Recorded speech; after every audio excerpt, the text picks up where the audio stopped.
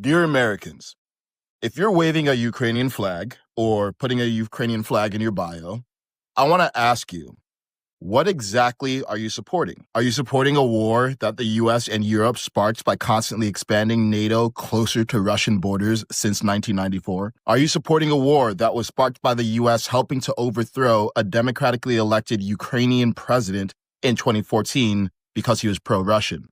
Are you supporting a war that was instigated by Biden supporting Ukraine joining NATO in 2021, which would be like Mexico entering a military alliance with Russia? Are you supporting funding war or forging peace? Now, to be clear, Putin started this war. Putin broke international law. Putin has blood on his hands. But our government has been giving other governments excuses to fight wars. Weapons companies who own our politicians profit from war and find new reasons to start war, give them excuses. U.S. aid, which has been undermining foreign governments under the guise of humanitarian aid, gives them excuses. Cowardly Republican and Democrat career politicians who go along with all of that give them excuses. If we want to stop wars, then we need to stop giving other countries reasons to start them. Now, we can all have empathy for Zelensky. He's had to endure 3 years of watching his people suffer at the hands of Putin. But legacy media painted him as a victim in that press conference.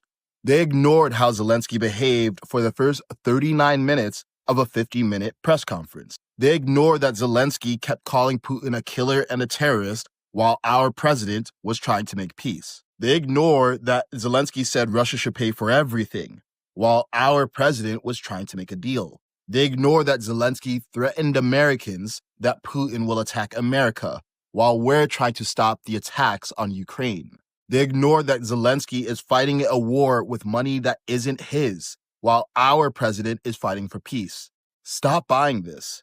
Stop buying the story that we need to fight Putin forever. Stop buying the story that we need to use American money for Ukrainians and Russians to die.